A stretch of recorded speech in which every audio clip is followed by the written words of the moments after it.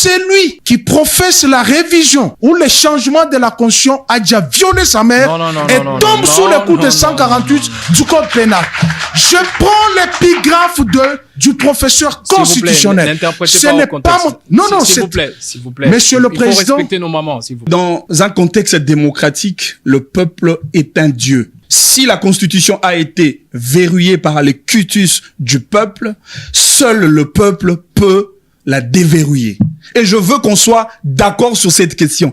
La plus bonne manière de rationaliser les systèmes politiques congolais, c'est de synchroniser cette panoplie des partis politiques en raison de 3 mouvances idéologiques.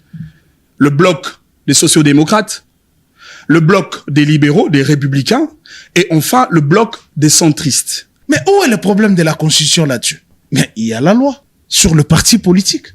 Allez retoucher la loi sur le parti politique.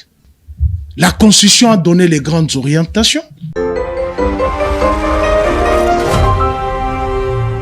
Parlement des étudiants.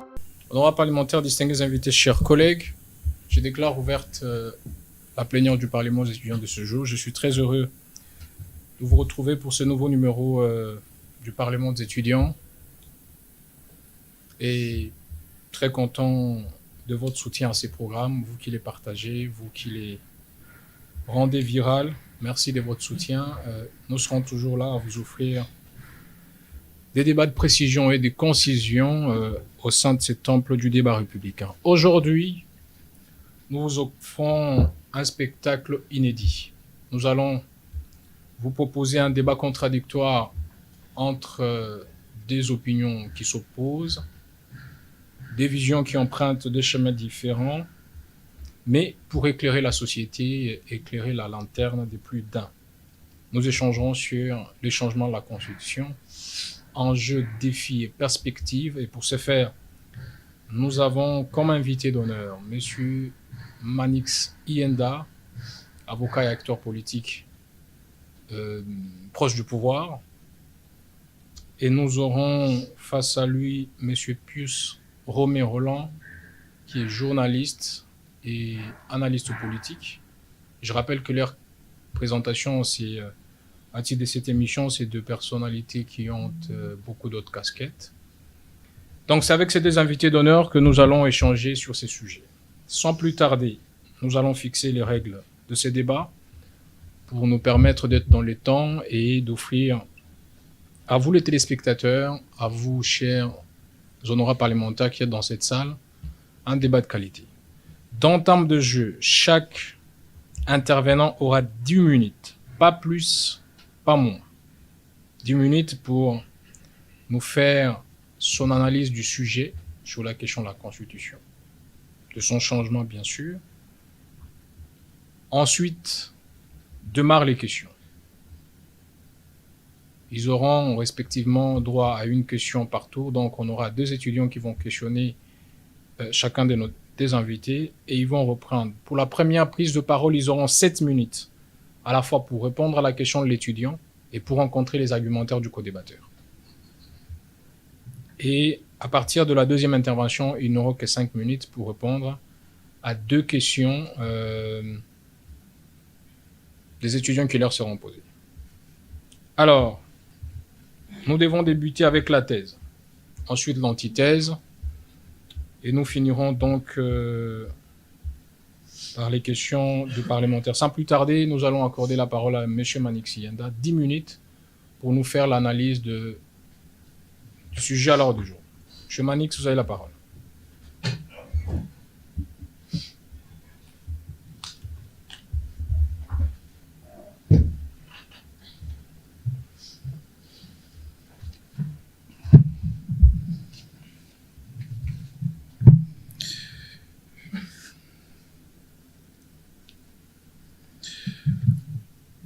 Bonjour la plénière. Bonjour. Merci beaucoup, Monsieur le Président, de m'avoir accordé la parole.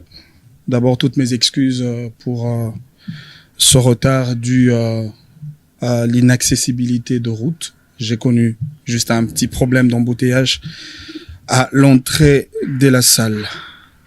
J'aurais bien voulu que je prenne la parole juste après mon co-débatteur, le temps pour moi de me souffler un tout petit peu, parce que vos escaliers, c'est quand même tout un exercice à faire. Mais qu'à cela n'y tienne, on est sportif, on va essayer de faire avec. Je suis très content d'être reçu dans cet hémicycle que je considère comme un cénacle des idées républicaines, comme une arène de la démocratie, parce que c'est par ici qu'on fait un filtrage d'idées, c'est par ici qu'on check les offres politiques de qualité proposées par les acteurs politiques que nous sommes. Et encore une fois, je suis très content d'opiner sur ces débats, c'est vrai, qui fait couler beaucoup d'encre et beaucoup de salive. C'est un débat que je considère comme un débat de vitalité démocratique. C'est un débat très intéressant. Les débats autour de la Constitution, on ne discute pas autour de Vita Imana. Ce n'est pas un débat axé sur le Warrior ou les Gaulois.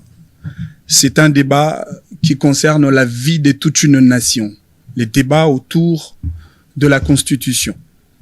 Mais pour ce débat, je voudrais poser un tapis des raisonnements. Je pense que c'est sur base de cela que nous allons faire un débat démocratique.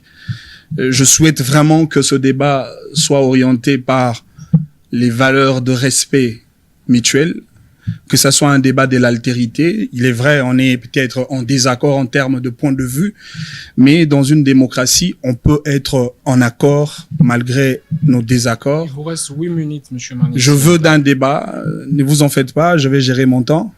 Je veux d'un débat, un débat des lumières en lieu et place d'un débat des chaleurs. Alors, le changement de la Constitution, je crois que mon point de vue est connu de tous. Je suis de ceux qui ne prônent pas pour l'idée du changement de la Constitution. Mais par contre, je suis de ceux qui pensent qu'on peut réviser la Constitution avec la possibilité de toucher l'article 220, qui contient les verrous et certaines matières intangibles, ce qui fait de notre Constitution une Constitution rigide. Pourquoi je ne postule pas à l'idée du changement de la Constitution? Parce que moi, j'estime que la question de l'âge de la Constitution vaut son pesant d'or, surtout pour la survie d'une république. L'âge de la Constitution est un gage pour la stabilité des institutions de notre pays. Si on parle de la stabilité des institutions de la République française, c'est parce que leur constitution a duré dans le temps. Si on parle de la stabilité des institutions américaines, c'est parce que leur constitution a duré dans le temps. Et donc, pour une constitution qui vient de totaliser ses 20 ans de vie constitutionnelle, il y a de quoi sauvegarder sa vie constitutionnelle pour établir une stabilité des institutions et garantir même la légitimité de ses animateurs. Surtout, ne perdons pas de vue, cette constitution a été conçue pour cette vocation politique, celle des stabilités des institutions et la légitimité de ses animateurs. Et donc, pour moi, il faut maintenir cet ordre constitutionnel pour définir à nouveau une trajectoire politique stable de notre pays. Mais aussi, il faudrait opiner sur cette question du changement. Parce que moi, je pense que ceux-là qui pensent qu'on peut changer la Constitution n'ont pas tort.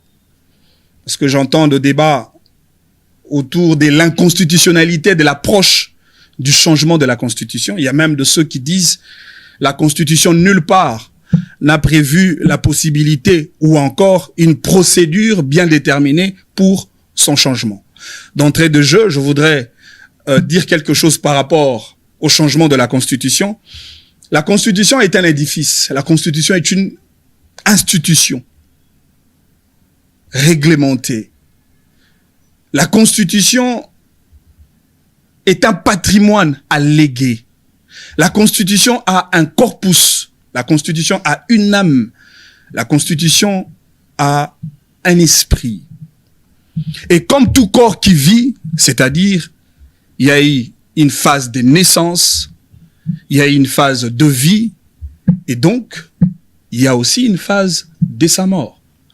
Ce qui fait de la Constitution susceptible de s'incliner face à ces 3 étapes inéluctables, notamment l'étape de la constitutionnalisation de la Constitution, c'est l'étape de l'élaboration de la Constitution. L'étape de la reconstitutionnalisation de la Constitution, c'est l'étape de sa révision. Et enfin, l'étape de la déconstitutionnalisation de la Constitution, l'étape de l'abrogation.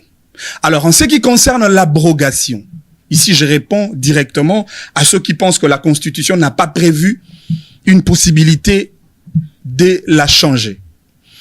Si vous lisez l'article 229, les derniers articles de la Constitution, encore que la compréhension de cet article nécessite une compréhension ou une interprétation technique, parce que à un certain moment, le droit constitutionnel n'est pas un apanage pour le commun des mortels.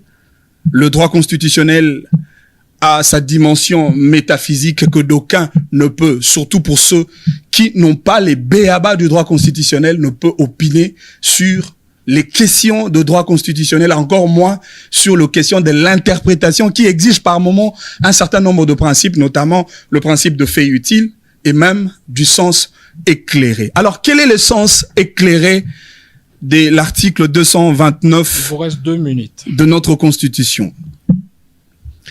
On dit la Constitution est abrogée par les référendums et entre en vigueur dès sa promulgation par le président de la République. Ce qui est abrogé, il est évident, peut être, disons, ce qui est adopté, il est évident, peut être abrogé. Et ici, on applique la théorie de l'acte contraire, le parallélisme de forme et des compétences, c'est-à-dire la même autorité qui a adopté la Constitution, c'est la même autorité qui a le pouvoir de l'abroger. Mais seulement la voie la plus sine qua non pour abroger la Constitution, c'est les référendums. Et donc, cet article donne une voie, une porte pour changer la Constitution. En ce qui concerne mon approche sur la révision de la Constitution avec la possibilité de toucher l'article 220, nulle part, parce que j'entends le politique dire « ne touchez pas à mon article 220 ». Nulle part la Constitution dit qu'on ne peut pas réviser l'article 220. L'intangibilité ou les verrous qu'il y a, c'est attaché autour de matière et non autour de l'article. Comme pour dire, on peut déporter les matières intangibles qui quittent de l'article 220 pour être consacrées, par exemple, dans l'article 71 de la Constitution, selon l'ordre légistique voulu par les législateurs suprêmes. Et donc, le problème, ce n'est pas à l'article 220. L'article 220 est une porte ouverte, mais à la limite, on a verrouillé les matières. Mais attention, dans un contexte de la démocratie, le peuple est un Dieu. Et la divinité du peuple est définie dans l'article 5 de la Constitution, où on parle de la souveraineté du peuple. J'aime la phrase qui s'ensuit, on dit « tout pouvoir émane du peuple ». Je me répète, tout pouvoir émane du peuple, y compris le pouvoir de changer la Constitution ou encore le pouvoir de toucher aux articles intangibles parce que le peuple est le seul qui détient la clé pour déverrouiller ce qui a été verrouillé. C'est-à-dire que pour des raisons de vie et de salut du peuple, il est fort possible de toucher l'article 220 et même d'orienter certaines questions liées aux matières intangibles. Parce que je me sens déjà au bout de mon timing qui a été fixé. Je vais terminer mon discours sur une matière intangible à revoir. La matière liée au pluralisme politique et syndical. Moi, en tant qu'acteur politique, j'estime que le pluralisme politique congolais est irrationnel. C'est un pluralisme qui crée un fourre-tout et une forme de libertinage politique. Alors que la Constitution a pour mission d'encadrer l'espace politique et d'orienter tant sur le plan politique que sur le plan psychologique le comportement des animateurs politiques que nous sommes. Vous allez voir aujourd'hui avec le multipartisme congolais déjà qu'on donne la liberté, article 6, si je ne me trompe pas, à tout Congolais, sans critères, de créer ou d'adhérer à un parti politique de son choix. Même pour créer une église, ça demande quand même un critère. Même pour être pasteur, il faut être consacré. Mais là, la Constitution donne à tout Congolais le pouvoir de créer ou d'adhérer les partis politiques de son choix. Alors moi, je m'interroge sur la rationalité qui va en découler autour même du système politique consacré. Merci et donc, beaucoup. avec le multipartisme, s'il vous plaît, je termine par là. Merci beaucoup. Votre temps est épuisé, M. Manik Sienda. On ne pourra plus continuer. Je vais vous faire une relance. On aura 3 minutes pour cette relance. Monsieur le Président, j'aurais voulu terminer parce que c'est quand même une analyse sur une matière bien déterminée. Vous allez revenir quand vous aurez la parole. Merci beaucoup, Monsieur le Président. Pour être équilibré, sinon on n'a pas tout le temps. La première question, c'est que votre position ne semble pas claire. Je veux que je comprenne et que ceux qui nous suivent comprennent. Qu'est-ce que vous entendez par changer une constitution? Le changement de la constitution, c'est la dérogation d'un système politique consacré et mis en vigueur par une constitution en place pour adopter un nouvel ordre constitutionnel qui va déterminer un nouveau système politique qui désormais va réglementer le pays. Et lorsqu'on parle du changement de la constitution, ça nous introduit à la nouvelle république. Et il y a une nouvelle constitution. C'est comme ça que j'ai insisté sur la question de l'âge, parce que lorsqu'on opte pour une nouvelle constitution, notre pays qui hier était un état de jeune démocratie va redevenir un pays de bébé démocratie parce que l'âge de la constitution va répondre à 0. Alors que nous avons déjà 20 ans d'expérience constitutionnelle. S'il faut être clair, est-ce que changer la constitution, c'est jeter celle-ci à la poubelle et de ramener une toute nouvelle? Non, mais sinon le terme changement n'aura pas son sens d'être. Quand on change, c'est-à-dire on remplace ce qui a été à la place et on crée une nouvelle constitution. C'est comme ça que moi, je prône pour l'idée de maintenir l'ordre constitutionnel établi qui consacre un certain nombre de dispositions aussi importantes, notamment des dispositions liées aux sauvegardes de droits et libertés fondamentaux de citoyens. Parfait. Lorsque vous lisez les précédentes constitutions prétendues changées par celle de 2006, est-ce que quand vous la lisez, vous pensez que elle a été changée de fond en comble, où il y a eu une répétition des dispositions, notamment des droits de la 3e génération, qui sont intacts dans toutes les constitutions. Et que les changements portaient essentiellement que sur les modes d'accession et d'exercice du pouvoir politique. Non, mais justement, là, vous êtes dans mon approche. Ça veut dire, je suis de ceux qui pensent qu'on peut maintenir l'esprit de la Constitution. On peut même garder l'exposé de motifs de la Constitution. Mais peut-être avec la moindre idée de chuveter d'une Constitution à vocation politique à une constitution de développement. Je vais l'expliquer plus tard. Si vous voulez bien, c'est que je veux qu'on fasse comprendre. Le mot changement, parce qu'on se trompe. On pense que changer une constitution, c'est prendre celle-ci, la jeter et amener une nouvelle qui aura une terminologie haute, une architecture haute, alors que quand vous lisez nos constitutions de manière comparative, vous trouvez qu'il y a des dispositions similaires qui sont presque dans toutes les constitutions. D'ailleurs, le nôtre ou les constitutions d'autres pays, et que les changements portent nécessairement sur le mode d'exercice du pouvoir. Et je veux chuter sur la question de savoir si les changements, c'est vraiment pas littéralement les changements de phrases, de mots, de manière vidée dans une constitution. Ne pensez-vous pas que le changement a son sens dans le verrou de l'article 220?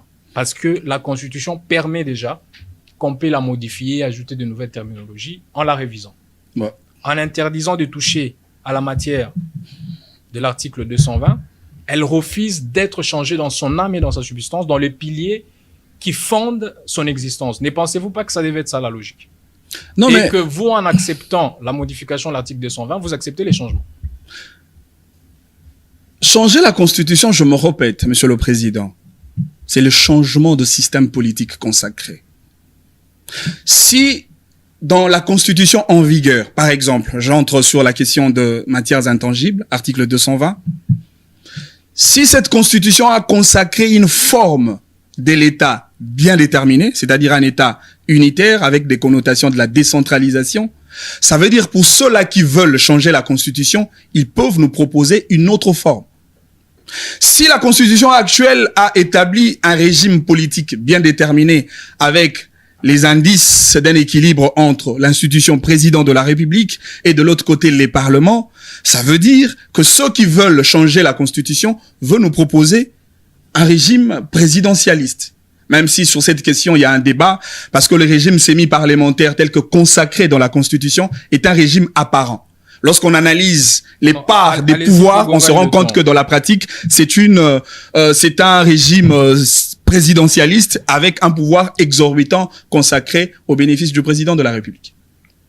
Je veux qu'on mette une évidence. Ça va permettre la suite du débat. Vous ne voulez pas du changement de la Constitution. Vous voulez qu'on touche à l'article 220. Je suis très Est-ce clair que comme ce de n'est l'eau pas claire dans un verre clair, Monsieur le contradictoire? Président. Parce que, à suivre de près les changements, Ouais. à ce que vous expliquez, Ouais. changer une constitution, c'est expressément toucher aux matières intangibles de cette constitution-là. Par exemple, vous parlez de la forme d'État. L'article 220 refuse le changement de la forme d'État. Si vous lisez l'article 220, les matières qui y sont prévues, c'est l'architecture politique.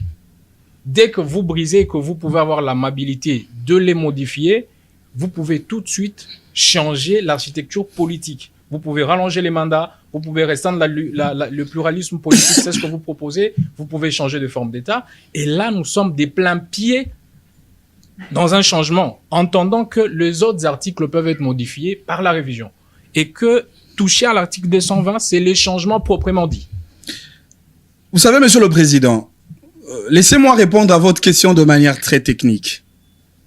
Je l'ai dit au prologue de mon intervention, le droit constitutionnel a une dimension métaphysique. Et la Constitution en soi comme support, comme texte, est un produit de droit constitutionnel. Et par moment, à certaines questions qui ne sont pas répondues par la Constitution, seul le droit constitutionnel qui peut réserver des réponses idoines. Et ici, je ne réfléchis pas comme un lecteur de la Constitution, parce qu'elle a été écrite en français, parce qu'on sait lire le français et que l'on a la capacité d'interpréter ce qui a été écrit en français, et puis on tombe dans cette interprétation littérale. Allez-y, Moi, je expliquez-nous, voudrais s'il vous vous plaît. dire, Oui. dans mon approche de réviser la Constitution avec la possibilité de toucher l'article 220, en temps normal, on ne change pas l'esprit de l'article 220 Et ou de attends, certaines matières. S'il en vous plaît. temps anormal, S'il vous plaît. Ce n'est pas pour rien que j'insistais de rester sur la question du pluralisme politique. c'est une matière intangible. C'est une matière intangible que l'on peut corriger. Parce que le pluralisme politique, On viole aujourd'hui, l'article 220. s'il vous plaît, Monsieur le Président, permettez à nos téléspectateurs de nous comprendre On parce n'a que... pas tout le temps, on n'a pas tout le Non temps. mais hein. malheureusement, Il vous faut- avez tout le temps de m'interrompre. Si, Laissez-moi si, c'est pour que l'on reste dans le temps. exposer sur ce que vous avez posé comme On question. n'a plus qu'une minute. Est-ce que vous savez qu'aujourd'hui, avec ces multipartismes, Nous sommes d'accord de mes faits, mais on est d'abord sur ce que prévoit la Constitution et ce qui doit être. C'est pas un débat sur le pluralisme politique, c'est ça les débats. On veut d'abord comprendre comment vous acceptez qu'on modifie l'article 220 tout en disant que c'est pas le changement de la Constitution. mais c'est de ça que je C'est là parle. mais vous allez dans un débat qui va être long, allez-y. Non, mais c'est de ça que je parle. Comment on peut parler de l'article 220 sans pour autant décrypter les matières qui sont contenues Non, dans le l'article débat n'est 220? pas sur le contenu, c'est la possibilité d'abord que cet article soit touché. Je vous ai dit que dans un contexte démocratique, le peuple est un dieu. Si la Constitution a été verrouillée par les cutus du peuple, seul le peuple peut la déverrouiller. Et je veux qu'on soit d'accord sur cette question. J'ai bien dit, je vous ai lu la teneur de l'article 5 qui dit « Tout pouvoir émane du peuple ». Est-ce que vous savez que lorsqu'il y a coup d'État, lorsqu'il y a putsch, lorsqu'il y a insurrection, la Constitution en vigueur tombe? Et on opte pour une nouvelle constitution, généralement passant par une constitution de transition. Pourquoi vous voulez que l'on sacrifie notre constitution par des pratiques antidémocratiques alors qu'on a la possibilité de consulter le peuple par la voie d'un référendum pour s'exprimer sur le devenir de sa propre constitution? Parfait, merci. Une dernière relance. Vous avez évoqué l'article 229 et vous avez utilisé les mots... Je ne sais pas pourquoi, Monsieur le Président, vous m'empêchez à tout moment de vous parler empêche du pas, on n'a pas pluralisme tous les- politique. C'est pas le sujet à l'ordre du jour. Non, c'est ce que j'ai remarqué, Monsieur C'est le pas le Président. sujet à l'ordre du jour, le pluralisme politique. Non, mais Est-ce ça que fait je sache? partie de matières intangibles de l'article 220. C'est Ça fait pourquoi partie j'ai de la dit, on va y Constitution. passer Et une les débats, globo- c'est autour de la une Constitution, globo- autour du changement. On fera une plénière sur le pluralisme politique. Si vous Non, mais voulez, c'est pas un le débat de la Constitution, Monsieur le sujet. Président. Revenons sur l'article On 220 ne que peut vous pas avez évoqué. sortir la question du pluralisme politique en dehors de la Constitution. Vous y reviendrez dans les réponses à donner. L'article 229 que vous avez évoqué, Ouais. vous avez utilisé les mots abrogation. Ouais. Dans cette disposition, nulle part sur la Constitution que moi j'ai, il y a le mot abrogation. Je ne sais pas si nous avons deux constitutions différentes. C'est parce que vous faites une interprétation littérale, Monsieur le Président. La Constitution, on n'est pas la Cour constitutionnelle pour s'il vous plaît, une disposition, en matière de droit constitutionnel, Monsieur le Président, oui, il y a deux sortes d'interprétation de la Constitution. Est-ce que nous sommes en train de faire l'interprétation de la Constitution? On doit d'abord se mettre... Non, mais je vous ai dit, je ne suis pas venu comme un lecteur de la Constitution. Je suis venu comme un expert en question de droit constitutionnel et j'analyse la Constitution en tant que constitutionnaliste. Dites-moi à quel niveau on doit insérer les mots abrogation dans la disposition qu'il y a pour comprendre votre interprétation. Je me répète. La Constitution dit, article 229. Parfait. Vous pouvez la lire, Monsieur le Président, si... La présente Constitution, adoptée par référendum, entre en vigueur dès sa promulgation par le Président de la République. Merci. Je retiens deux termes. Adoptée par les référendums. Je vous ai évoqué la théorie de l'acte contraire. Applicable à la Constitution? Mais bien sûr. C'est du droit administratif. Je vous ai dit là où, enfin... C'est du droit administratif, le parallélisme de forme et de pouvoir. Monsieur le Président, ne donnez pas l'impression que nous sommes en train de faire une battle. Non, entre le bureau... On doit éclairer entre le bureau... Non, mais... C'est ça que le bureau fait. Public, le bureau permet effectivement, de comprendre ce que vous dites. Non, mais les principes en droit sont des sources qui inspirent et le peuple et les juges à pouvoir appliquer la Constitution de la plus bonne manière. Et que ça soit de principes ayant comme source le droit administratif, tout comme le droit constitutionnel, ce sont de principes généraux de droit. Et lorsqu'on parle de la théorie de l'acte contraire, vous ne pouvez pas dire que cette théorie ou ces principes de parallélisme de forme ne peut pas s'appliquer dans le contexte de l'article 229. Allez-y. Ce qui est adopté, je me répète, ce qui est adopté peut être abrogé. Et ici, on donne la condition. La seule voie pour abroger, c'est les référendums. C'est là où on donne la primauté du peuple. Ça veut dire le même peuple peut s'interroger sur les questions de sa propre constitution et peut revenir vers son propre pouvoir pour faire de sa constitution ce qu'il veut. C'est comme ça que je reviens sur la question de la divinité du peuple. Parfait. Merci beaucoup, Monsieur Manik Siyanda. Vous allez prendre place. On revient sur certaines choses que vous avez à dire. Avec plaisir. Monsieur Pius Romain, 10 minutes et nous prendrons relativement 7 minutes d'échange parce que c'est ce qui a été fait avec Maître Manik Siyanda.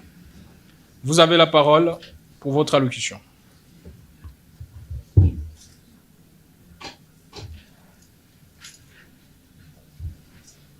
Aidez-nous, Monsieur Pius, d'être dans le temps, j'espère. Merci. Honorable Président, honorable rapporteur, honorable questeur, Auguste Plénière. Dans la salle, s'il vous plaît. La question qui défraie la chronique politico-constitutionnelle ne laisse personne sans réaction et surtout, elle divise l'opinion. Des professeurs politiques se contredisent au gré de leurs intérêts et sacrifient la science sous l'autel de leurs propres intérêts. Hier, opposants farouches, nous avons entendu des propos tels que ceci pour que chacun ne fasse pas du président de la République un dictateur. J'espère qu'il n'y aura pas, nous autres professeurs, demain, pour inventer des nouvelles théories de Tshisekedi désir. Parce que le président de la République est attaché à la Constitution, il va la respecter, il doit la respecter, je crois, en décourageant tous les universitaires et tous les constitutionnalistes du ventre. Il a un mandat de 2 ans, c'est le mandat là. Il renchérit pour dire, ceux qui prétendent que reviser la Constitution, c'est aussi la respecter, ressemble à ceux qui pensent que violer sa propre mère, c'est aussi lui prouver son amour maternel. Et il poursuit pour dire, l'intention même constitue un crime contre la nation et l'État et un crime imprescriptible. C'est le professeur constitutionnaliste qui l'a dit.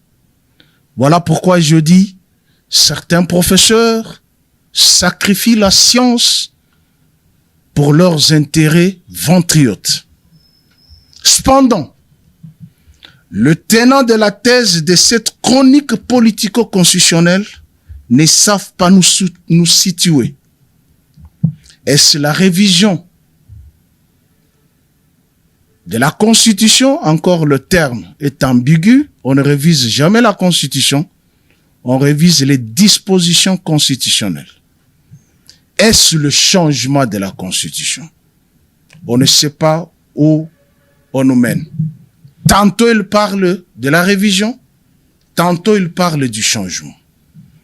La révision, elle est constitutionnelle. C'est en rapport avec l'article 218. Et cet article donne le prérogative au président de la République, qui a tout un collège de juristes qui n'amènent pas tambour battant, puisque la révision constitutionnelle n'amène jamais au référendum. Jamais, alors jamais. Lorsque vous lisez la disposition 218, on vous dit que l'initiative vient, du président de la République, du gouvernement, de l'une des chambres, soit par une pétition qui réunit 100 000 signatures. Les changements, cependant, veut dire abroger celle qui est en vigueur et avoir une nouvelle constitution. Comment est-ce qu'on abroge une constitution?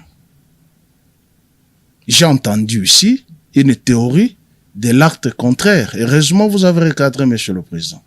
Non, vous êtes dans le temps de dire ce que vous pensiez. On reviendra à la contradiction. Merci beaucoup. Merci beaucoup. Comment on abroge une constitution? On abroge une constitution lorsque il y a une révolution.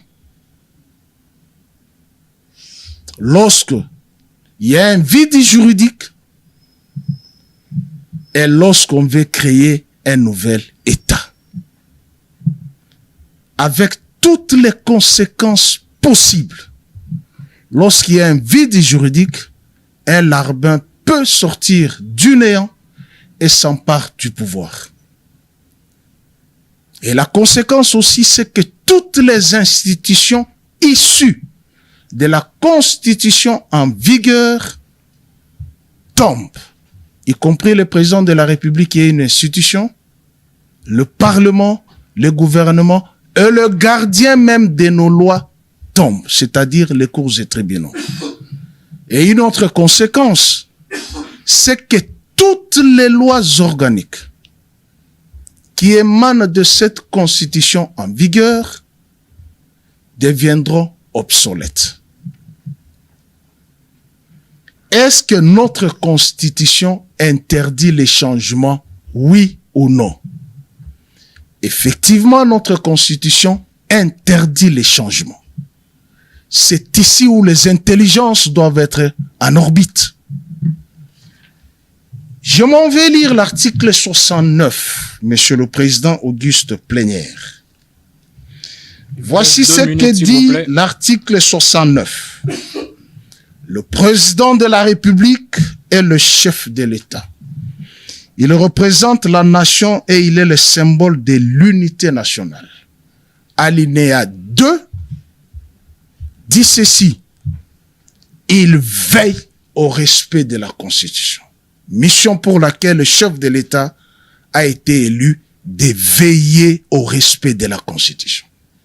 Il ne lui appartient pas de créer l'ambiguïté dans l'opinion nationale de vouloir une autre constitution. Cela violerait l'article 165 de la Constitution.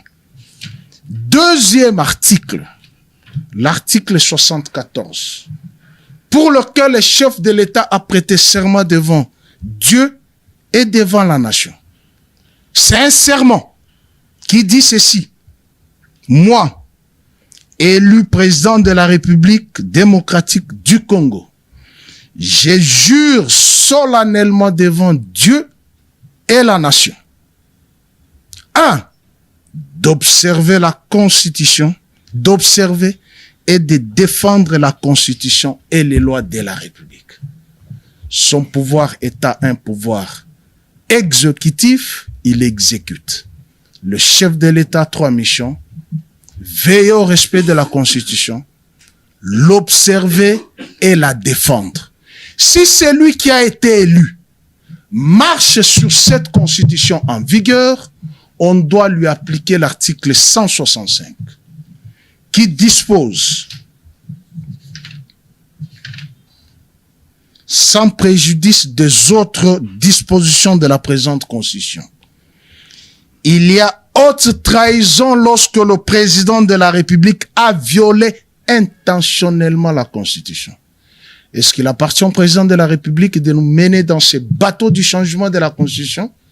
Lui qui a été élu pour la respecter, l'observer et la défendre. J'entends dans l'opinion que le président de la République a une mission, il n'a pas un mandat. Pouvons-nous rappeler que le Christ, le Fils de Dieu, avait une mission pour un mandat de 3 ans. Je vous remercie, Monsieur le Président. Merci beaucoup, Monsieur Pius. On va rester pour quelques questions de relance. La première question, s'il vous plaît, dans la salle. La première question, c'est que vous dites que la Constitution interdit le changement. Mais aucune des dispositions que vous évoquez ne le dit. Les dispositions donnent la ligne de conduite du président de la République élu. Il me semble que ça n'a rien à voir avec le changement de la Constitution. Qui est le gardien de la loi fondamentale, Monsieur le Président? On est là sur les débats sur le président de la République et non sur la Constitution. Tout à fait. Puisque la Constitution doit avoir son gardien. Si, je vais prendre par absurde, si le président doit protéger la Constitution et si les changements venaient d'une initiative populaire. Mais qui va convoquer cette initiative populaire? Le président, s'il vous plaît. Je veux qu'on comprenne parce que la suite, c'est d'arriver à trouver si la Constitution a vraiment prévu qu'il ne faut pas m'échanger et que c'est des dispositions que vous citez qui les soutiennent. Tout à fait. Le président doit protéger la Constitution. Il a son peuple qui lui dit, messieurs, cette Constitution par rapport aux réalités que nous vivons n'est pas adaptée, il faut la changer. Le peuple s'exprime par quelle voie? Par une pétition. C'est prévu par la Constitution. Une pétition par rapport à quoi?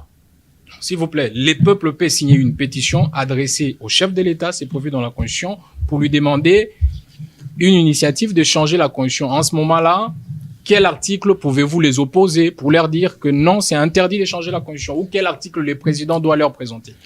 Je pense que nous devrons lire la disposition de 218 pour comprendre à quel moment le peuple adresse une pétition. Ok. On dit l'initiative de la révision.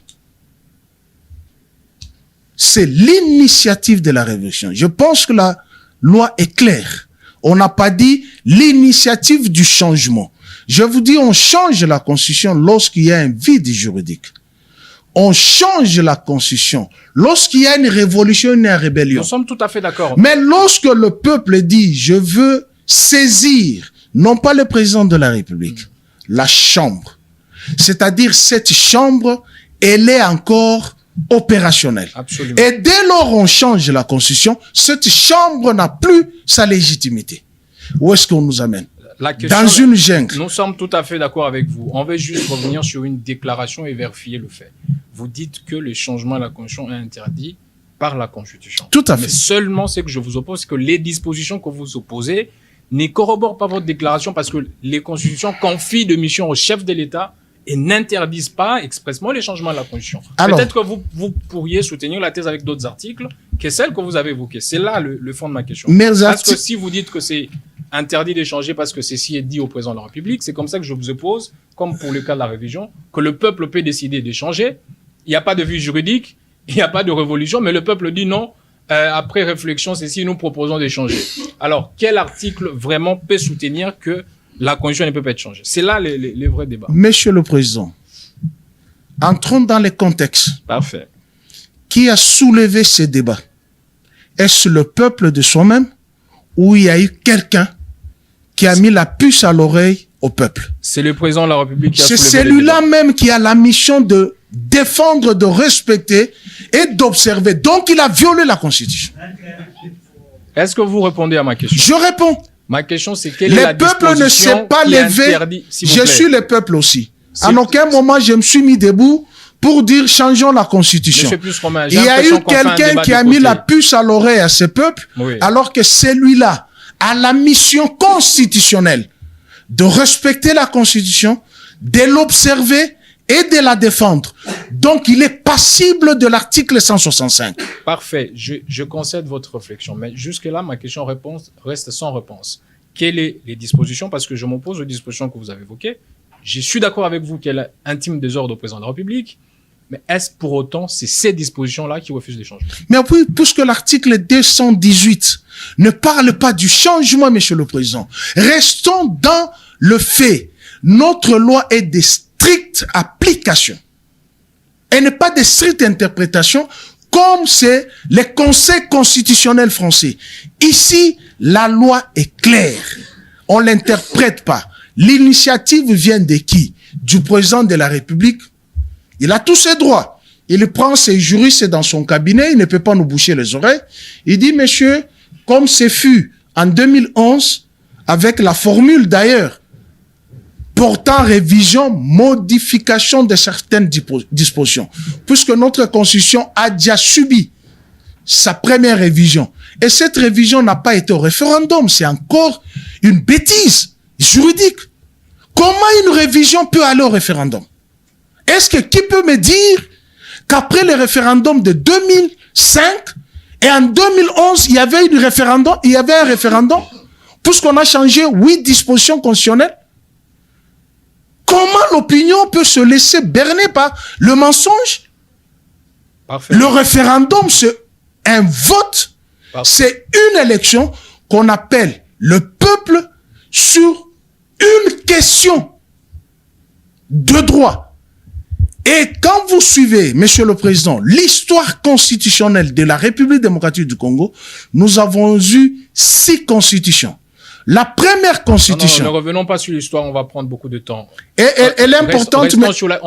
Vous allez revenir dans le Elle est importante, Monsieur le Président, pourquoi... On n'a pas tout le temps, je vais vous faire une dernière relance. Pour comprendre... On va y revenir. Pour comprendre comment les constitutions de la République démocratique du Congo ont été abrogées. Vous allez y revenir dans les questions. Merci. Restons d'abord sur notre introduction. Parce que vous affirmez avec les articles que vous avez évoqués que le changement est prévu, que pensez-vous de ceux qui estiment que cette constitution a fauché pour n'avoir pas prévu expressement l'interdiction de son changement? Monsieur le Président, je ne pense pas que une loi fondamentale peut résoudre toutes les questions. Et sinon, on élaborerait un article selon lequel, pour se faire coiffer, il faut aller au coin de Popo Kabak. Non, la Constitution ne gère pas les questions de coiffure. Mais c'est... Nous parlons les questions de son changement, expressément. Parce que là, vous faites des raccordements pour parler du changement. Non, on l'a pas dit, puisque lorsqu'on évoque cette question dans la Constitution, n'importe qui prend le pouvoir pour ses propres besoins, va modifier la loi fondamentale pour ses propres intérêts. Donc, il fallait verrouiller ces dispositions. Voilà pourquoi nous avons appelé la loi fondamentale, la loi mère, et toutes les questions ne sont pas régentées par la Constitution. Il y a les lois organiques. Est-ce que notre Constitution nous a interdit d'asphalter nos routes? On y reviendra. Merci beaucoup. On y reviendra. La dernière question, M. Manix l'a d'ailleurs évoqué tout à l'heure, c'est la divinité du peuple, c'est la souveraineté qui appartient au peuple. Donc, comme c'est le peuple qui a voté cette constitution, qui a voté au référendum, il est le seul qui peut l'abroger. Est-ce que le peuple n'a pas tout ce pouvoir-là? Écoutez, le peuple abroge la constitution comment? Par la révolution? Par la rébellion? Il peut le faire pacifiquement par le référendum? Je vous ai dit, qui va convoquer le référendum? Il doit y avoir quelqu'un qui doit convoquer. Je vous ai dit que le peuple peut s'adresser aux autorités compétentes. Mais c'est lui qui a cette autorité qu'on va s'adresser. Dès lors... On mettra les institutions de transition, si vous voulez. Dès lors qu'il accepte et que c'est la volonté du peuple, ok, la classe politique s'est réunie, on va mettre une transition politique, le temps d'obéir à ce que le peuple a demandé. Monsieur le Président, ne crée pas la jungle. Ne crée pas, on est en train de réfléchir. Hein. Ce n'est pas mes opinions, on est en train de réfléchir. On n'a pas besoin de créer la jungle. Ça sera une jungle, vous pensez? Si, ça sera la jungle. Puisque cette constitution est ce qu'on appelle le pacte social. C'est le même peuple qui a fait ce pacte qui veut le défaire. Comment on mais fait? quel peuple qui a fait ce pacte? On ne dit pas qu'il a fait. On est en train de réfléchir. C'est une analyse abstraite. Il ne faut pas individualiser le débat. Est-ce que le sang, je ne sais pas le nombre que nous avons. À l'époque, je pense que nous étions 65 millions d'habitants. Est-ce que tous les 65 millions d'habitants étaient au Sénat pour rédiger cette constitution? Non. Alors pourquoi vous voulez interroger, puisque dans la norme, s'il vous plaît, s'il vous plaît. Vous avez... Il ne faut pas nous amener dans l'anarchie. Vous pensez que le référendum, c'est l'anarchie? Oui, on va nous amener dans l'anarchie. Puisque si on s'est dit, ce peuple, c'est quel peuple? Est-ce qu'on a interrogé le peuple de Mambasa, de Ituri, de Tchouapa, de tout? Ou c'est seulement les Quinois? Et les Quinois d'une commune. Et ces Quinois-là appartenant à une famille politique qui veut raisonner sur l'ensemble de toute la population. Non, on a eu à transférer le pouvoir originaire au pouvoir, à l'autorité constituante. C'est-à-dire, le peuple est représenté par le Parlement. Et le peuple a délégué son pouvoir à son Parlement. Alors, l'autorité qui viendra interroger ce peuple-là, d'amener au référendum, c'est cette autorité qui tombe sous le coup des 165. Merci beaucoup. Merci beaucoup. Veuillez prendre place. On va prendre les questions des parlementaires. Nous allons commencer avec l'honorable Aboubakar pour une question adressée à M. Manix Yenda et l'honorable Fredine Dioli qui va s'adresser à M. Pius Romain.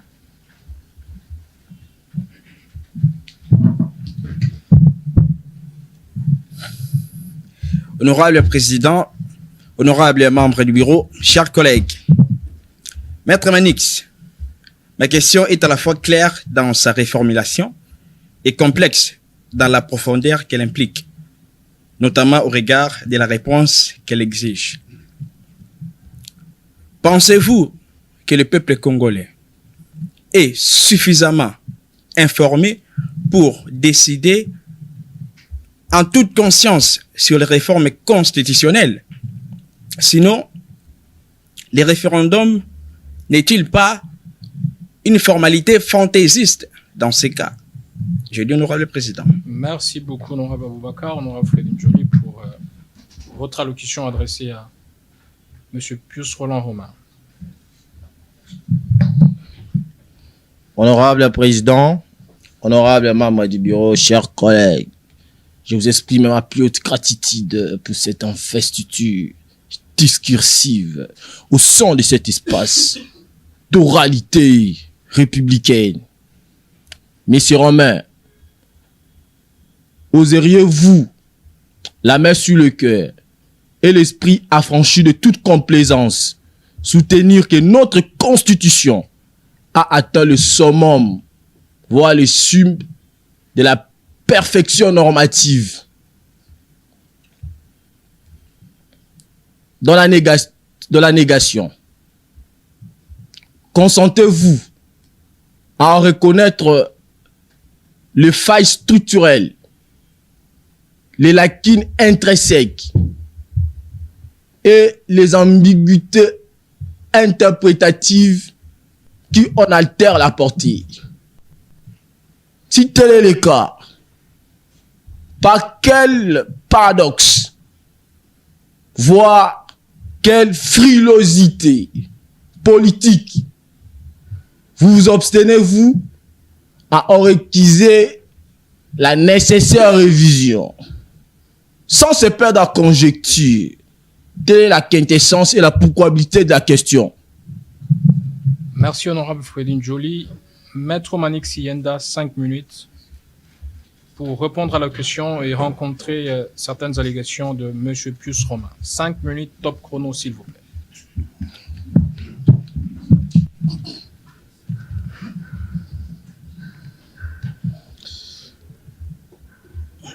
À la question de l'honorable, permettez-moi, j'ai quand même perdu le nom. Honorable Aboubakar. Honorable Aboubakar, qui pose une question très fondamentale. Pensez-vous que le peuple est suffisamment informé sur la question des réformes constitutionnelles? C'est une question que je me pose aussi. Parce que très généralement, on veut faire de ce débat autour de la Constitution un débat simpliste, un débat facile, avec des discours propagandistes, des discours de ségrégation politique, des discours partisans. C'est un débat de survie, considéré comme le socle de la vitalité démocratique de notre pays. Et pour ça, le peuple doit être au courant. Mais comment le peuple serait informé sur les questions des réformes constitutionnelles? Par un débat pédagogique, par un débat de fond. C'est lorsqu'on aborde sur les questions de fond de la Constitution. Et très généralement, vous allez voir, tous ceux-là qui soutiennent l'idée du changement de la Constitution, même ceux qui refusent, ils n'abordent pas la question de fond. C'est comme ça que je revenais à tout moment sur cette question du pluralisme politique, qui est une question de fond. Et il n'y a pas que ça. La question de la forme de l'État, la question du régime politique consacré dans la Constitution, c'est une question de fond. Et donc, je voudrais que nous, en tant qu'acteurs politiques, la plus bonne manière d'édifier le peuple, c'est de faire un débat de fond et soumettre ces débats à l'appréciation du peuple pour que seul le peuple, dans sa divinité, puisse trancher.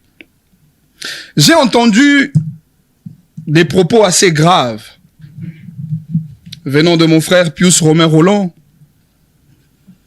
Il dit: la Constitution ne peut être abrogée que par la révolution, que par le coup d'État, que par le putsch.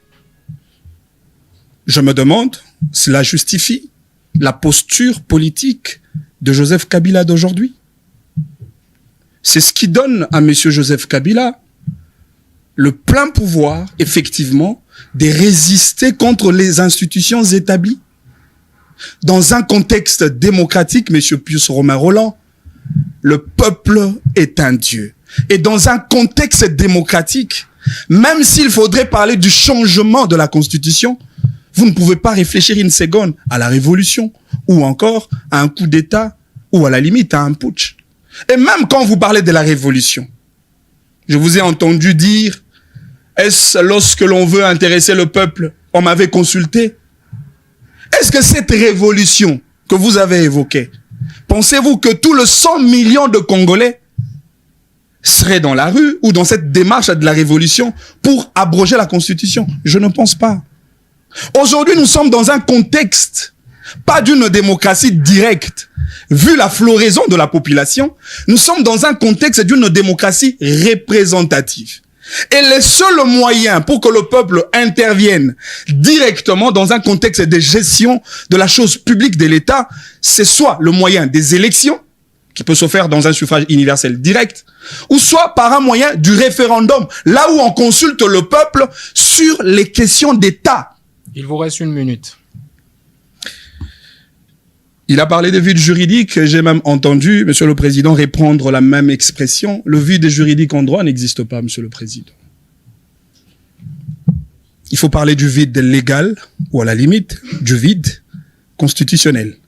Parce qu'il a parlé du silence de la Constitution, là où la Constitution s'est tue sur la question du changement de la Constitution. Le droit est omniprésent dans la vie d'une communauté ou d'une société.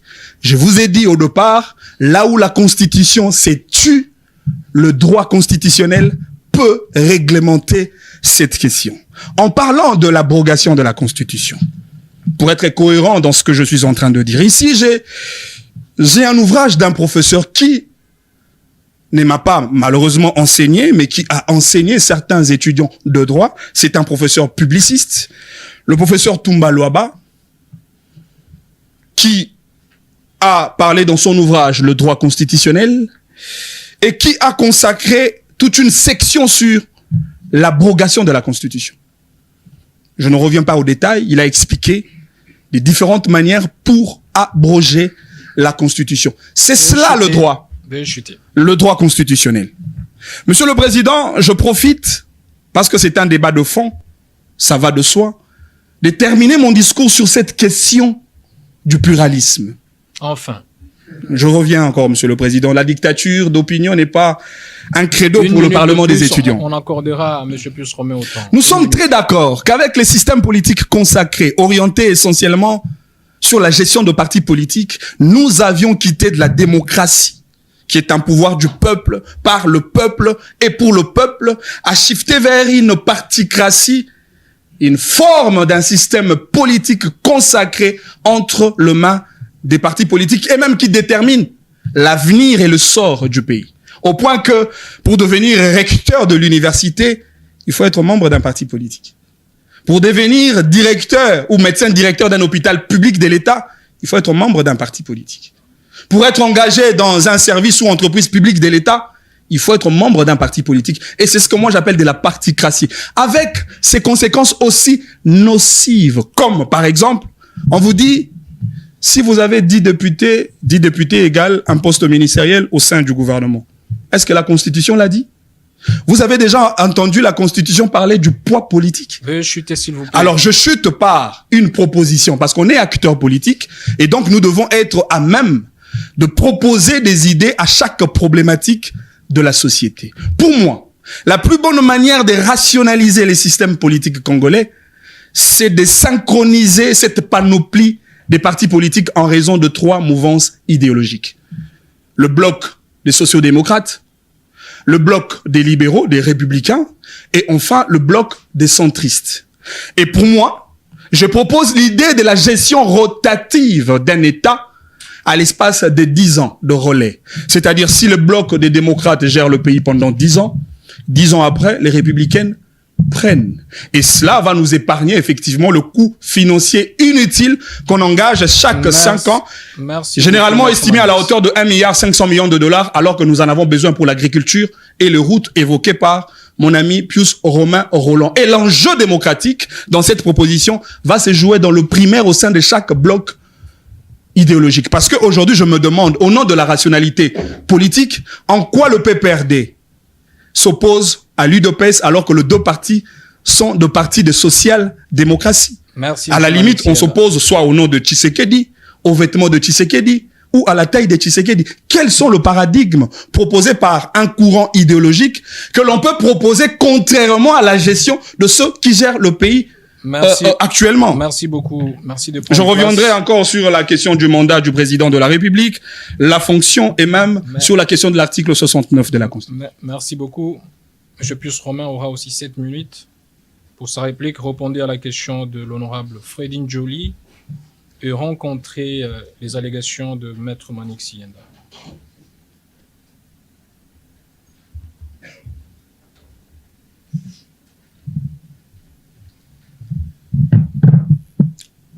Honorable Président, honorable rapporteur, honorable questeur, Auguste Plénière, merci de la question de l'honorable Fredin Joly, qui me demande de poser la main sur mon cœur, de montrer que si la Constitution a atteint le summum, s'il n'y a pas de faille, où il n'y a pas d'ambiguïté, où il n'y a pas de lacune. Chers honorables, La Constitution est une œuvre humaine. Nous ne sommes pas au ciel. C'est au ciel où il y a la perfection. Si vous voulez que la Constitution régente tout, vous aurez une Constitution de la taille de cette salle, puisque les problèmes sont multiples.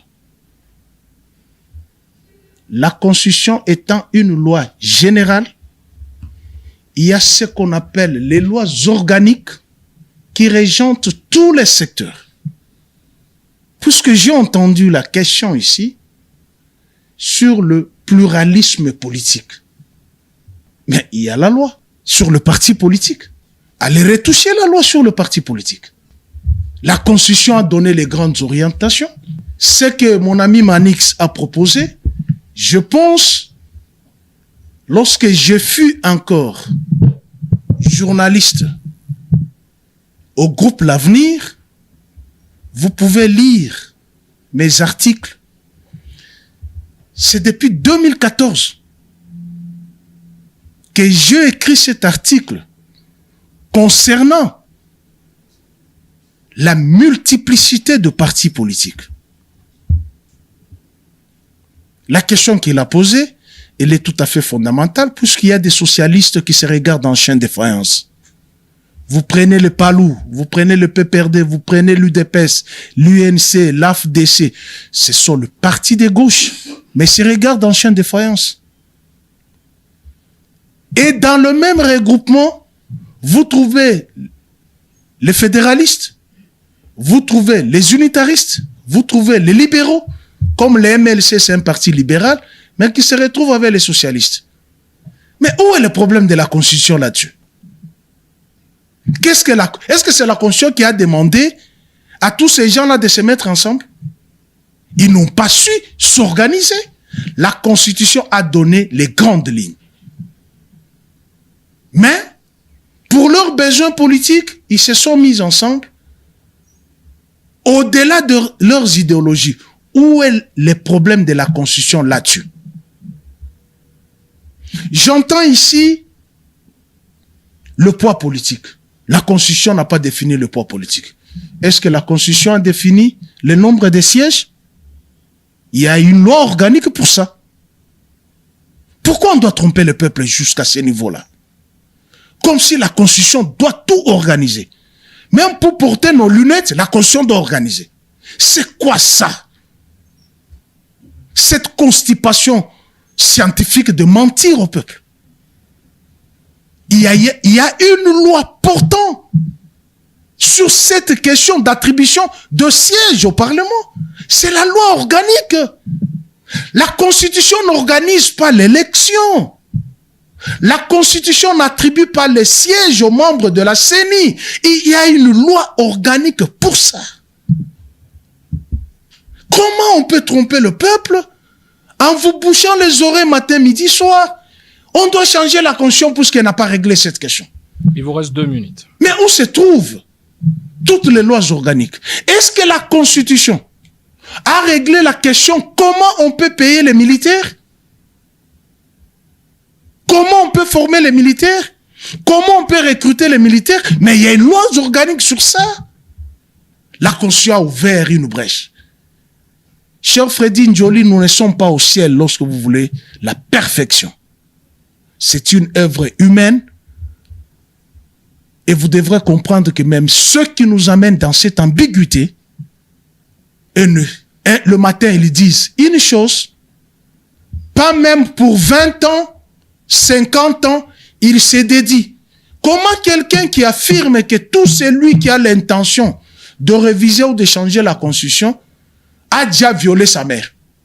Donc, je conclus par cette épigraphe que tout celui qui professe la révision ou le changement de la Constitution a déjà violé sa mère et tombe sous le coup de 148 du Code pénal. Je prends l'épigraphe du professeur constitutionnel. N'interprétez pas au contexte. S'il vous plaît. Monsieur le Président. Il faut respecter nos mamans, s'il vous plaît. Il faut respecter nos mamans. S'il vous plaît. S'il vous plaît. Monsieur le Président. Assez d'égard à nos mamans. Monsieur le Président. C'est lui qui l'a dit.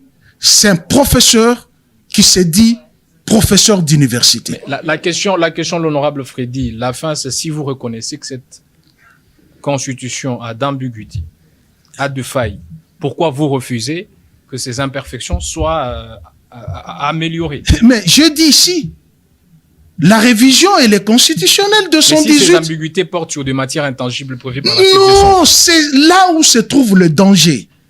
Il faut lire l'intention de ceux qui veulent toucher aux matières intangibles.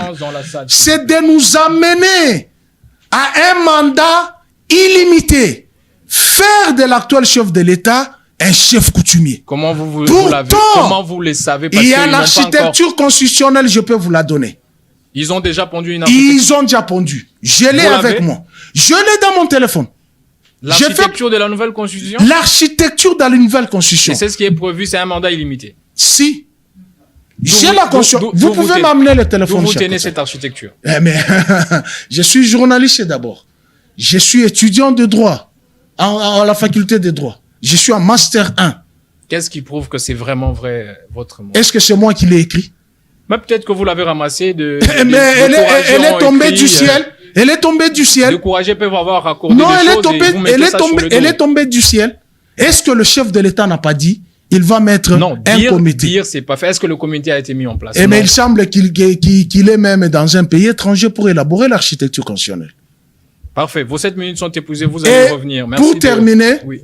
30... Non, on n'aura pas tout le temps. Vous allez y revenir. Pour terminer sur cette question, je pars par en raison de cette ambiguïté des professeurs d'université, monsieur le président, j'ai initié une proposition de loi que je ne déposerai pas dans cette chambre. Vous allez la déposer où? Je vais la déposer à la chambre de la législature prochaine. Cette proposition de loi, le droit d'avoir une proposition de loi, c'est un citoyen ne peut pas avoir une proposition de loi. Vous, c'est une idée. Si je peux en avoir, les honorables qui sont ici. Une proposition de loi? Si. Il y a que deux types de propositions, soit un projet de loi, soit une proposition de loi. Non, le projet de loi. Les députés ou le ministre. Non, le projet de loi, c'est le président, le gouvernement. Et les députés, la proposition, c'est les députés et le peuple. Vous n'êtes pas député. Et le peuple. C'est écrit où est le peuple? 218. 218 mais oui. 218 du quoi? Mais l'initiative là, c'est la pétition, ce n'est pas une proposition de loi. Mais la pétition sert à quoi? À récolter. Non, ce n'est pas une proposition de loi, une pétition. Mais écoute, je peux. Mais c'est que vous pouvez faire, si c'est une idée de loi, vous allez la donner à un député qui endosse en proposition, ça se comprend. Je peux, c'est la formule que je vous conseille. C'est l'une de former, mais ma proposition de loi portant régime d'incompatibilité entre les fonctions d'enseignement supérieur et universitaire à l'exercice d'un mandat politique ou d'une activité politique partisane. Pourquoi, Monsieur le Président? Vous voulez plus que le professeur fasse la politique? Mais c'est eux qui nous amènent dans cette bouillabaisse de confusion. Le matin, ils disent une chose, le soir, autre chose. Ils vont dans les sanctuaires scientifiques, ils enseignent autre chose. Pour leurs besoins ventriotes, ils nous disent autre chose. Et le peuple est déboussolé. Merci beaucoup, M. Pius. Vous allez y revenir. On va prendre 2 prochaines questions. Le temps n'est pas notre allié. Honorable Exaucé Bokaka et l'honorable Landou se préparent.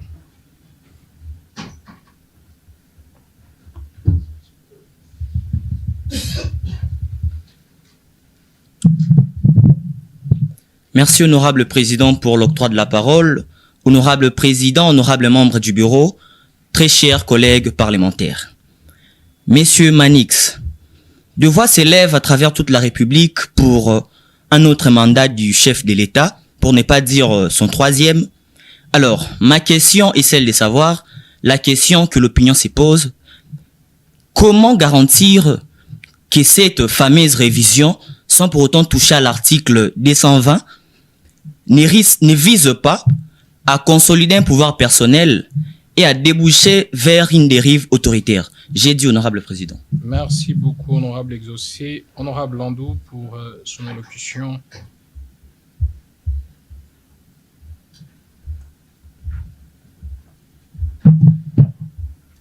Merci beaucoup pour l'octroi du verbe. Honorable président, honorable membre du bureau, chers collègues, Messieurs Roland, Joseph Kabila n'a-t-il pas changé la Constitution en 2011? Question mark. En effet, lors de la révision de 2011, le parquet qui faisait partie du pouvoir judiciaire s'est vu être supprimé à l'article 149. Or, l'article 220 consacre le matière non changeable sur l'intangibilité du pouvoir judiciaire. Veuillez éclairer les hommes d'ombre à ces sujets. Merci. Merci beaucoup, honorable Landou. Maître Manix Yenda pour rencontrer l'honorable Exaucé Boukaka et par l'occasion rencontrer les allégations de M. Pius Romain. Cette fois-ci, on tombe sur 3 minutes, s'il vous plaît. Je suis sidéré de voir celui qui protège notre mère, qui est la Constitution, s'octroie le privilège et la liberté de violer la même mère. Monsieur le Président, vous l'avez recadré. Un peuple n'amène pas une proposition ou un citoyen n'amène pas. Sur le débat, alors, mais enfin, je suis dans le débat. C'était une parenthèse. Non, mais elle a quand même violé notre mère aux yeux et au su de tous les étudiants qui sont taiseux dans la salle. Encore que c'est pas encore déposé. Si vous... Non, mais il faut qu'il sache, c'est un étudiant en droit, il doit apprendre certains éléments des bases parce que un citoyen n'amène pas. Vous avez perdu 1 minute, il vous reste que 2 minutes. Encore que vous grignotez à chaque instant mes 20 secondes et 30 secondes par vos interruptions. Alors, je voudrais répondre à l'honorable. Ici, on n'est pas dans un débat de prémonition ou un débat de procès d'intention sur le président de la République, sur ceux qui gèrent la République actuellement. Et très généralement, vous allez voir que dans ce débat autour du mandat du président de la République, on réfléchit à la logique de l'addition. Ça veut dire que le président de la République risque soit d'augmenter son mandat ou soit de faire de son mandat un mandat illimité. Et alors, si on touche l'article 220 pour réduire le mandat du président de la République qui est de 5 ans à un mandat de 3 ans, pour ça, seriez-vous content? Alors évitons le débat des intentions, des débats des prémonitions politiques. Parce qu'on parle du mandat, je reviens sur cette question qui taraude l'esprit de pas mal de citoyens congolais. Il y a 2 ans qui disent le président a un mandat, le président n'a pas de mandat plutôt, il n'a qu'une mission. Je l'ai toujours dit. Moi, je suis de ceux qui soutiennent le président de la République. Et je suis de ceux qui gardent son indépendance d'esprit et l'indépendance intellectuelle à chaque question qui intéresse la vie de la nation. Dire que le président de la République n'a pas de mandat, ça, c'est un discours toxique. C'est un discours contre le président. Le fait de dire que le président n'a pas de mandat, en réalité, vous donnez de la béquille aux opposants pour dire que le président n'avait pas été élu. Car ne peut porter un mandat que celui qui a été élu. Or, le président Tshisekedi a été élu dans un suffrage universel direct. Peut-être parmi nous, ici, parmi vous, il y a quelqu'un qui avait élu le président de la République. Alors, lorsqu'on lui dit que le président n'a pas de mandat, ça, c'est un discours très dangereux et un discours défavorable pour le président. Mais l'autre manche du raisonnement, est-ce que le président a une mission? Ici, je voudrais réfléchir à la logique de notre régime politique consacré dans la Constitution en vigueur.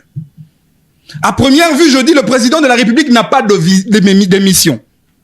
Mais j'estime que le président de la République a une vision. Et la vision du président de la République se transforme en une mission portée par le gouvernement et endossée devant les parlements. Parce que la Constitution que nous avons, qui a établi cet équilibre de gestion entre le président de la République, a dépourvu au président de la République de toute responsabilité politique devant le Parlement. C'est le Premier ministre et son gouvernement qui amènent l'action du gouvernement à soumettre devant le Parlement. Et donc, les 6 piliers que le président avait présentés lors de sa campagne électorale, ces 6 piliers ont été intégrés. Les 6 piliers au niveau de la vision, au niveau de projet de société, projet de campagne, et ça a été transformé dans un programme porté par le gouvernement. Et donc, Manix, le président, dans un temps de contexte parole s'est démocratique, épuisé. surtout dans un Monsieur régime Manix semi-parlementaire, n'a pas de mission. Il a plutôt une vision qui se transforme en une mission. Merci beaucoup. Votre temps de parole s'est épuisé. Monsieur Puce-Romain, pour rencontrer la question et éventuellement, s'il y a de répliques à Maître Manix Yanda. Merci beaucoup, Monsieur le Président. Je ne suis pas venu étaler mon intelligence ici. Je suis venu tout simplement étaler l'ignorance de certains qui amènent le peuple dans la perdition. Je persiste, je signe. Un citoyen peut amener une initiative au Parlement. Tolérance, s'il vous plaît.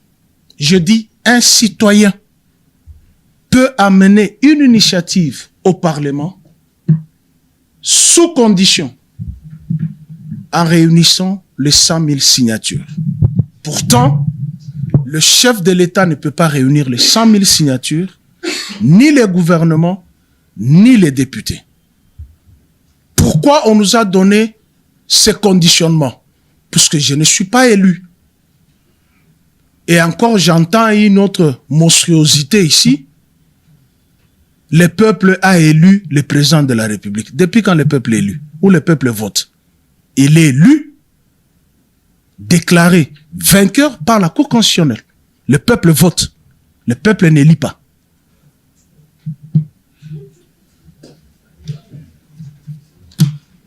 Chers consoeurs, honorables députés, merci de la question.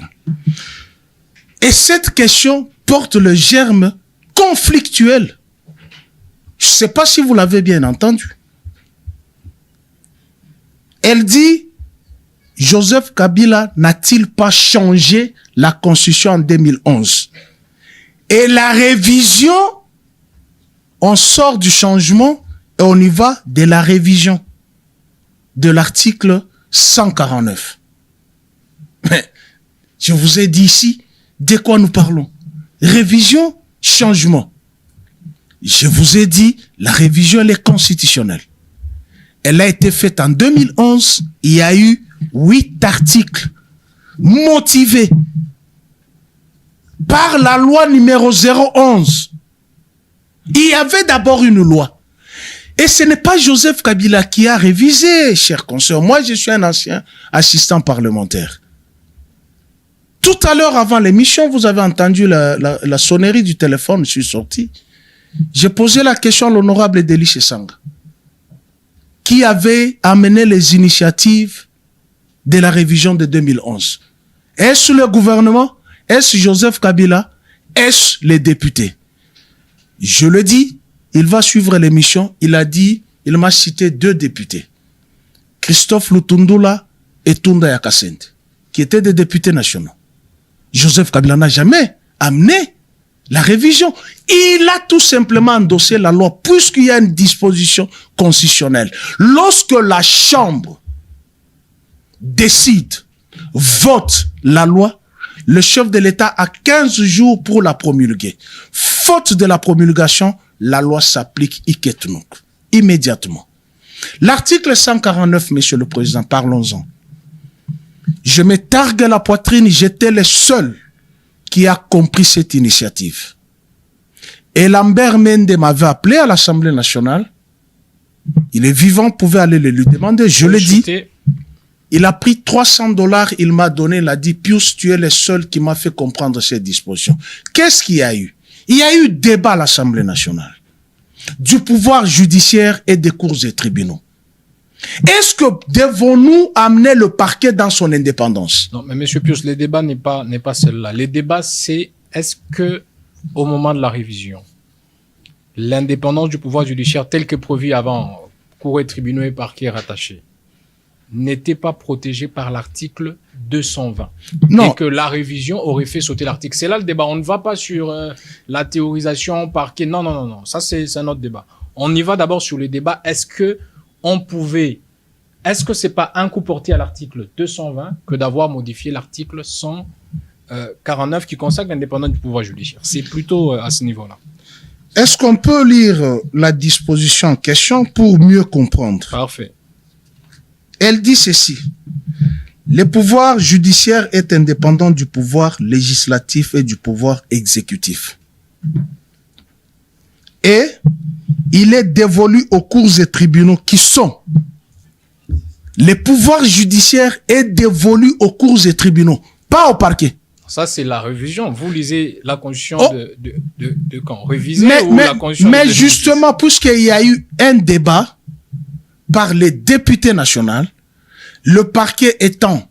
Le problème n'est pas sur le débat au Parlement. S'il vous plaît, si vous voulez bien comprendre, j'aurais voulu qu'on lise l'intégralité de l'article en 2006 et celle de 2011. Si vous lisez l'article de 2006, il est indépendant du pouvoir judiciaire, il est dévolu aux cours et tribunaux et parquets y rattachés. C'était ça l'intégralité de la disposition. Mais celle que vous lisez, c'est la modification qui enlève le parquet du pouvoir judiciaire et qui les confie au pouvoir exécutif, notamment par le ministre de la Justice. Pourquoi? La question, c'est de savoir, on n'a pas touché à l'article 220 en ce moment-là. On est juste en train de faire un constat d'abord de fait par rapport à la disposition. Les débats de fond, c'est un autre débat.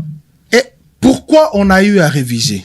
C'est pour revenir à la question de l'honorable Fredine Joly. C'est parce qu'il y a dans C'est plus qu'il y a eu des lacunes. Est-ce que c'est une révision que de toucher à une matière intangible? Non, ça, c'est pas une matière intangible. L'indépendance du pouvoir judiciaire? Non, lisez l'article 220. Ah, attends. Lorsque vous parlez du pouvoir, l'indépendance du pouvoir judiciaire. Oui. Mais on a dissocié tout simplement le parquet et les cours et tribunaux. Mais le pouvoir judiciaire est là. S'il vous plaît, monsieur le président, laissez-moi. On est en train de chuter. Je veux rapidement vous paraphraser et on va chuter. Écoutez, quand la Constitution dit le pouvoir judiciaire indépendant, il est dévolu aux cours et tribunaux et parquets. Point. Dans la nouvelle Constitution, on enlève le parquet. On les met sous un autre pouvoir. On n'a pas touché à l'indépendance du pouvoir judiciaire. On n'a pas touché à l'indépendance puisque miracle. Puisque les juges, dans son intime conviction, rend la justice. Il n'est pas influencé. Non, n'allons pas sur les juges. On est d'abord sur les constats. L'article 220 refuse de toucher à l'indépendance tel que dévolu à l'article 159 en 2006. En 2011, lorsqu'on tripote l'article, est-ce qu'on n'a pas violé l'article 220? On est juste là. On n'est pas sur les détails, le juge sera impartial ou pas. Juste là. Mais, monsieur le président, on fait juste une analyse juridique. Lorsqu'on a eu à élaborer la Constitution, il y a eu des failles. Notamment en faisant du parquet un pouvoir judiciaire. Et la Constitution a verrouillé ça. Ce qui n'était pas normalement prévu pour que le parquet soit un pouvoir judiciaire. Pourquoi? Ça nous comprenons. Pourquoi, monsieur le président? Monsieur le président, on a pris tout le temps. C'est important. C'est important. Pourquoi? Puisque le parquet est le bras séculier du pouvoir criminel du gouvernement. Laisser le parquet dans toute son indépendance, c'est-à-dire le magistrat instructeur peut se décider, même s'il y a un crime, il te dit, bon, pour raison d'argent, je te laisse. Il fallait dissocier, remettre dans la nomenclature, puisque lorsque vous prenez derrière la Constitution, où il y a l'exposé des motifs, on vous donne les raisons pour lesquelles on a eu à faire ces révisions. Nous sommes d'accord avec vous, s'il vous plaît. Vous allez dans le détail. Ça sera la dernière réplique et on va s'arrêter là. Le fond, tel que vous l'expliquez, c'est un débat juridique, ça peut se faire. Il y a ceux qui soutiennent que le parquet doit être ici ou là. La question fondamentale, on est au niveau de la constitutionnalité de cette révision. Est-ce qu'en ayant touché, même avec raison, l'article 220 qui consacre l'indépendance de l'indépendance du juriste, dans l'état où l'article a été adopté, on n'a pas violé l'article 220? Je peux? Allez-y. J'insiste, l'article 220 n'a pas été violé. Puisqu'on n'a pas consacré le pouvoir judiciaire indépendant. Ils sont restés dans cette indépendance. On a juste enlevé l'un de ces éléments. L'un de ces éléments pour être en harmonie avec les articles 150 et 151. Avec l'article 220. pas en désharmonie puisque le pouvoir judiciaire garde son indépendance.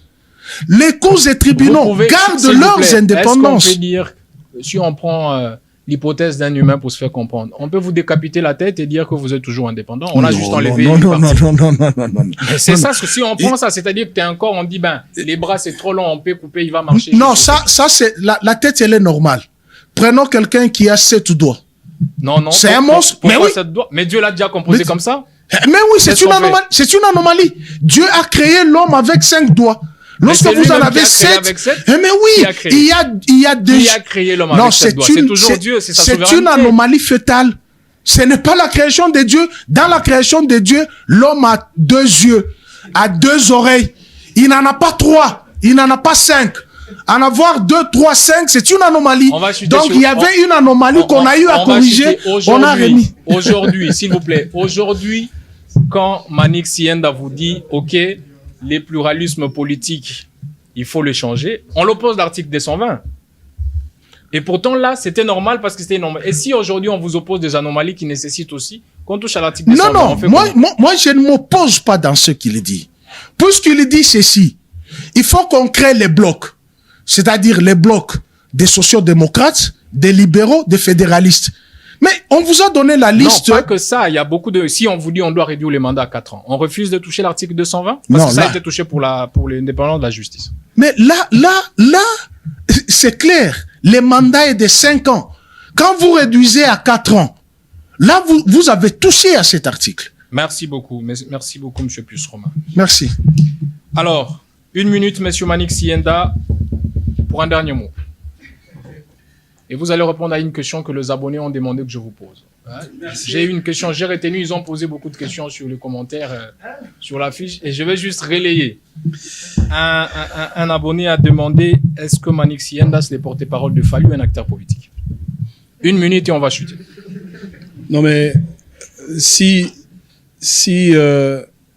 la minute que vous m'aviez accordée n'est consacrée que pour répondre à la question. Non, c'est pour chuter. C'est pour chuter. Non. C'est pour chuter. C'est juste une question de nos abonnés. On les fait plaisir de relayer leurs questions. Pour cette question-là, acceptez que j'aie 30 secondes de plus. D'accord. Parce que la question pour la Constitution, je la réponds en 1 minute. Allez-y, on va chuter. Merci beaucoup. Je suis très heureux pour une deuxième fois parce que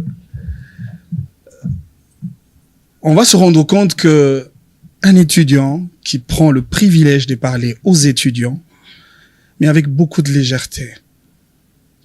Et j'estime que parmi nous, il n'y a pas que des étudiants. Il y a de ceux qui ont déjà terminé. On a simplifié ces débats avec une légèreté intellectuelle qui ne dit pas son nom. S'il vous plaît, n'édite pas ça, Maître Manix. N'édite pas ça. Mais, Monsieur le Président, vous avez été intéressant dans vos rebondissements de questions. L'idée, c'est que vous puissiez chuter. Si vous revenez sur mes rebondissements, je suis en train de chuter dans mon style parce que, pour une deuxième fois, mon co-débatteur s'est permis encore de violer notre mère qui est la Constitution. Incapable d'éprouver et de répondre même à la question. Ce qui dénote qu'ils ont eu le pouvoir de changer l'article 220, selon leur gré. Mais lorsqu'il s'agit de Tshisekedi qui n'a même pas encore changé l'article 220, on lui prête des intentions. Non, s'ils ont fait, c'était contre la Constitution. C'est pas le modèle à suivre, à mon sens. Non, mais justement, il faut qu'il accepte qu'il a quand même violé notre mère. Pour la deuxième fois. Ici, au Parlement des étudiants. En plus, j'ai l'impression qu'il ne sait même pas ce que c'est un pouvoir judiciaire. S'il vous plaît, non, mais mais c'est quand même, on a fait. Non, mais s'il vous plaît, si j'épuise mes minutes, arrêtez-moi. Vous avez déjà épuisé. Seulement, je ne peux pas laisser de choses passer alors que ce débat-là est un débat. Vous avez 45 secondes de plus. Est un débat pédagogique. Dernier mot, 45 secondes. Bon, enfin, j'ai l'impression que vous aimez que je parle de Fally. C'est ce qui vous intéresse le plus. Qu'à cela n'y tienne.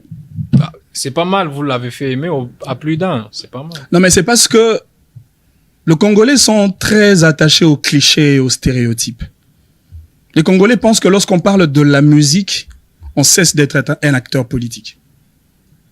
Le Congolais pense que lorsqu'on parle de la culture, on cesse d'être un acteur politique. J'étais en France, j'ai scruté les systèmes fiscaux français sous le prisme de la musique.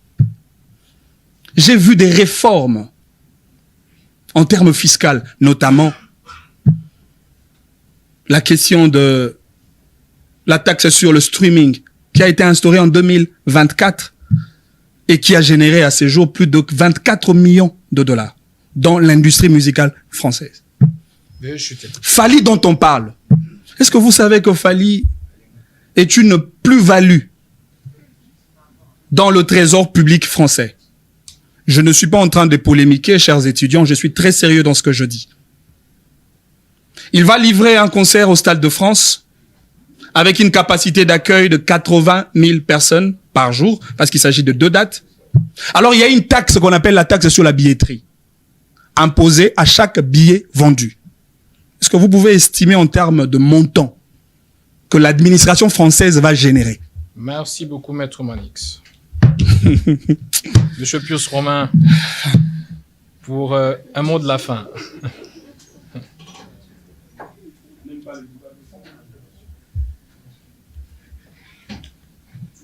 Le débat des fonds, on va l'avoir. On va l'avoir. Et les débats des fonds, si on commence, on fera une journée, Maître Manix. On n'a qu'1 heure. Je vous informe qu'on a fait 1h20. On le fera, ne vous inquiétez pas. On va le faire absolument. Aujourd'hui, c'était une sorte d'introduction. On va faire les débats de fond, sujet par sujet. Monsieur le Président, on va mettre 2 minutes, on va chuter. Monsieur le rapporteur, honorable questeur, Auguste Plénière, je suis fier d'être étudiant. Très fier. Parce que je pars chercher les savoirs. Je ne suis pas dans le salon UP pour tordre mon cerveau et avoir les billets et se faire passer pour un acteur politique qui donne des leçons aux étudiants.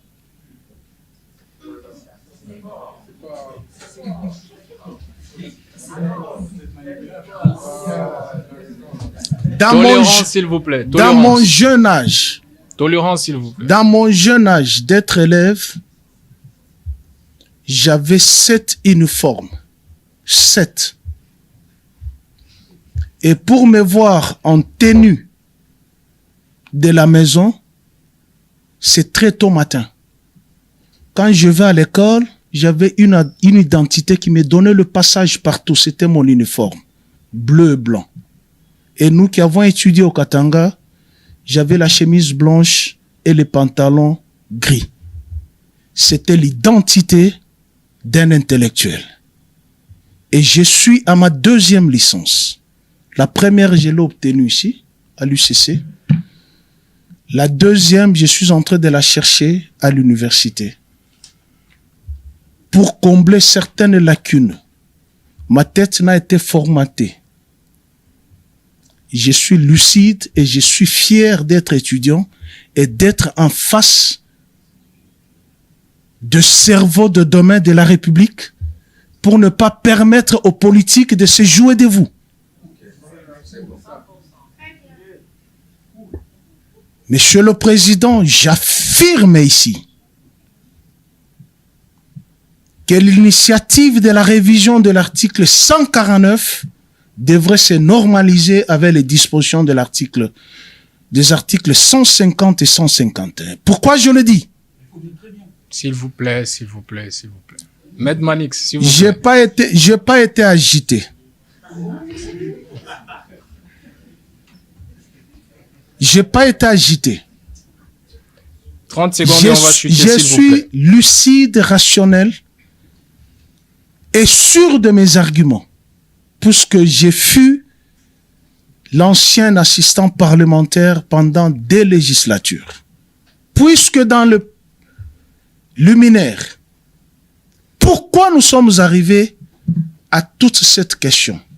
Il vous reste 20 secondes. C'est puisqu'au départ, il y a eu un mensonge d'État selon lequel cette constitution a été élaborée à l'étranger par les étrangers. Laquelle constitution des étrangers a donné le pouvoir au président de la République, pourtant, il devrait refuser d'apporter, de prêter serment sur cette constitution en disant c'est une constitution des étrangers. C'est une ambiguïté. Merci beaucoup, monsieur. Et une légèreté des hommes politiques qui veulent manipuler l'opinion à leur guise. Notre loi fondamentale n'a pas été violée par moi. Par conséquent, c'est ceux-là qui se mettent sur le chemin de la révision et du changement ont violé leur mère, et j'en appelle au procureur d'ouvrir un dossier judiciaire puisque la Constitution est en vigueur.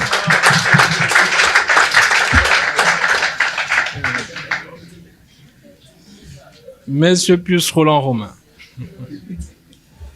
Alors, honorable parlementaire, distingués invités, chers collègues, je pense que ces débats vont introduire une série des séances que nous allons avoir sur le matière spécifique de la Constitution, parce qu'il faut parler du changement de la révision, mais après, il faut qu'il y ait un débat sur qu'est-ce que nous voulons, finalement. On va changer quoi? C'est quoi l'idéal? Ces débats-là, il faut qu'on l'aille pour discuter sur, fondamentalement sur les questions de mandat, de pluralisme politique, séparation de pouvoir, parce que on peut ne pas le vouloir. Hein. Monsieur Pius l'a aussi affirmé, la Constitution est une œuvre humaine. S'il y a les imperfections, c'est lesquelles? Comment elles peuvent être améliorées? Nous vous promettons donc d'organiser des débats assez holistiques à ces sujets. Quant à ces jours, nous allons clôturer, et on va clôturer par notre série habituelle désormais, équation hebdomadaire. Alors l'équation de ce jour est la suivante. 500 boutiques de vente des diplômes, communément appelées universités, produisent 60 000 semi-lettrés et demandeurs d'emploi. Le marché d'emploi, quant à lui, ne peut couvrir que 15 à 20 000 emplois par an. Et pour avoir ces emplois-là, il faut avoir 5 ans d'expérience, même si vous venez de sortir de l'université. Ensuite, il faut avoir une recommandation politique ou familiale.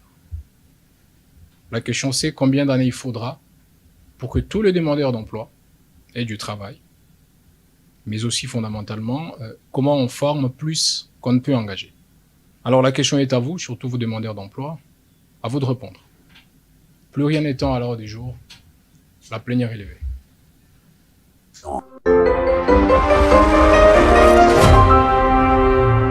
Parlement des étudiants. Parlement des étudiants.